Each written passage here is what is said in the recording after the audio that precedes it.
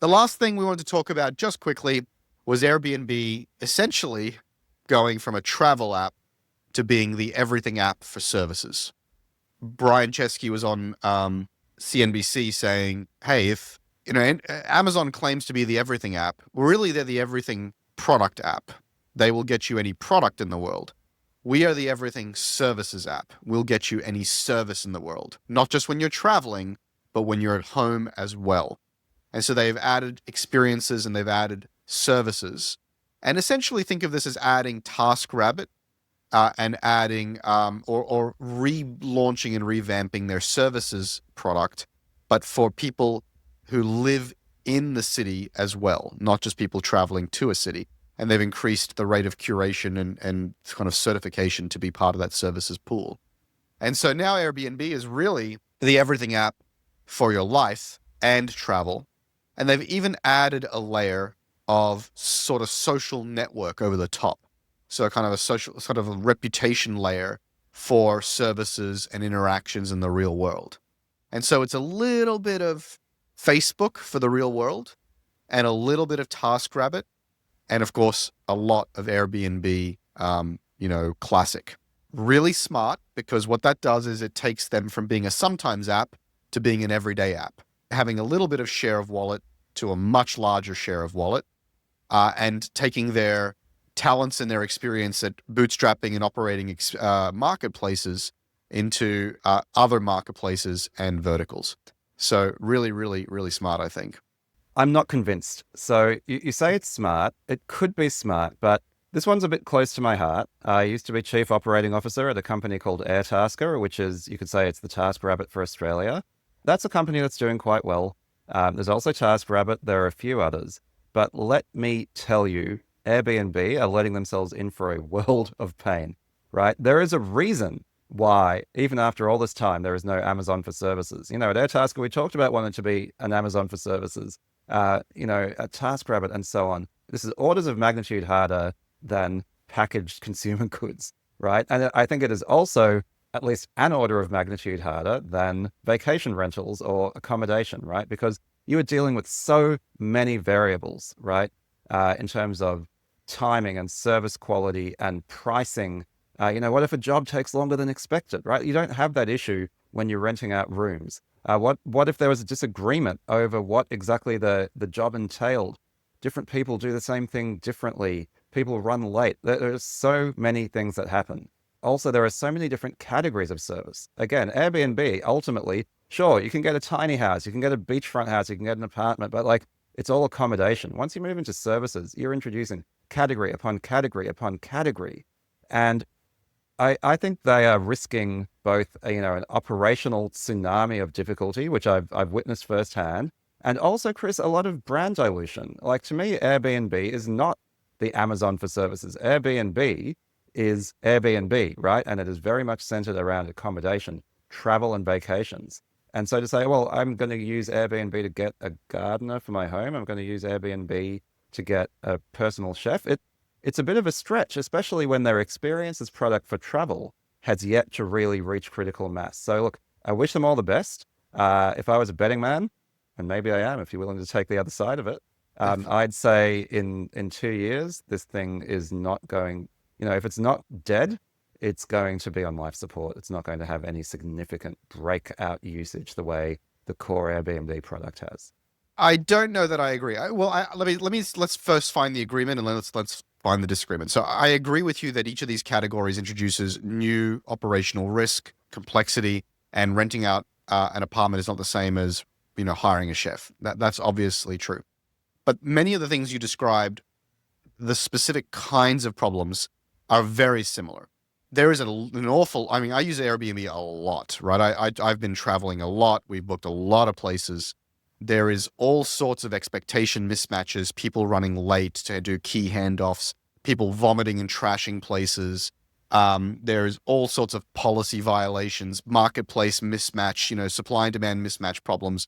It is, I would say, just as complex to rent out a place as it is to get a plumber to your door. There's so much to go wrong. In fact, renting out a place requires plumbers to come to the door, right? Like there's plumbing issues, there's cleaning issues. There's just so much to do. And so you might even argue that renting out a place is a superset of all services. I do think they have the muscle memory, the muscle to operationalize things. Airbnb knows the complexity of the how much effort it takes to operationalize things, the same way Uber does. And so I don't think that they've. If I had to bet, I would say they have not underestimated that complexity. They know the complexity of the customer support, of the policy management, of the insurance, and on and on and on. And yes, they're going to have to adapt to each category, and they are launching category by category, not all the categories at once. And I think they've considered those things. Now, whether the brand can stretch, whether people will revert their muscle memory to Airbnb instead of Airtasker or TaskRabbit, yet to be seen. But I think it's a risk worth taking if you can massively expand your TAM, your share of wallet, your set of use cases. It's essentially the thing we talked about forever at Uber, which is the Uber for everything, right? They are trying to launch Uber for everything powered by the Airbnb app. And I think Uber should have done this. I think Uber should have done this a long time ago. In fact, I know Uber was dreaming about doing this a long time ago. I worked on part of it. And just Uber has been taken over by a travel guy and a bean counter. And they're just being really, really incremental. And if Travis was still there, I think they would have done this months, if not years ago. It's a big bet, but I think it's one worth taking. Yeah, look, we'll see. I think, yes, why did Uber not succeed? You've got your beliefs around the leadership change, and you could well be right. But, it's another good example of Uber has been around for a long time and has not created Uber for everything. Nobody. Yeah, because Uber doesn't have the founder in place, right? You can't founder mode a company when the founder has been ejected out the back, right? And so you need the founder to be able to do what Airbnb is doing. And he literally, he invented the term founder mode for a reason. No, there's no way Dara and his squad of hired goons is going to go pivot Uber to be the services app for everything. It's just, there's not going to happen. Tell us what you really think, Chris. You have to build, business cases and whatever. Not going to happen. Okay, well, look, we will see. I would love for this thing to succeed.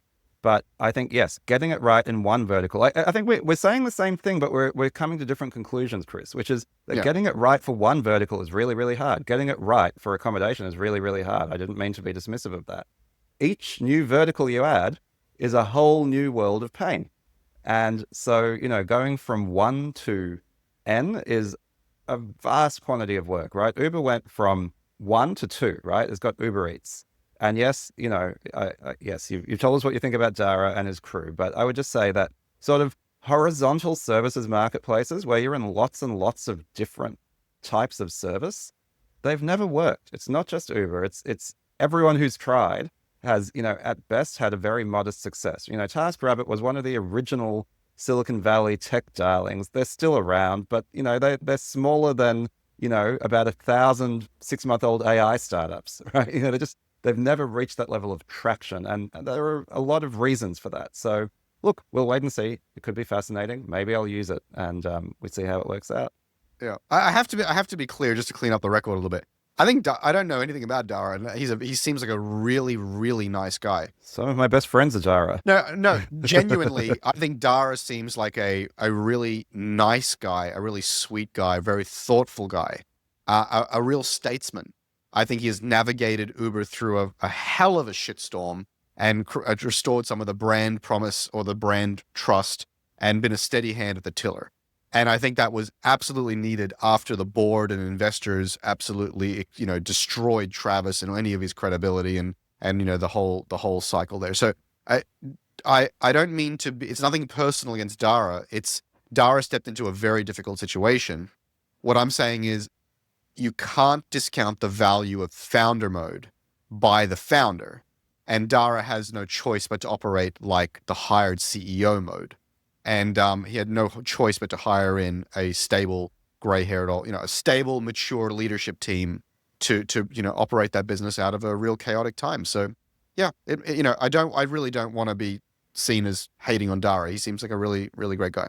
Maybe that's a good place to wrap up, Chris. We love Dara. Some of our best friends are Dara. Nothing against Dara. It ain't personal. But Folks, I'm actually really excited. We got through a whole episode without talking about politics. We just dive deep into all the tech and incredible product releases that are going to affect all of us as founders. So really great chat, Chris. We forgot about one last topic about Trump. No, just kidding.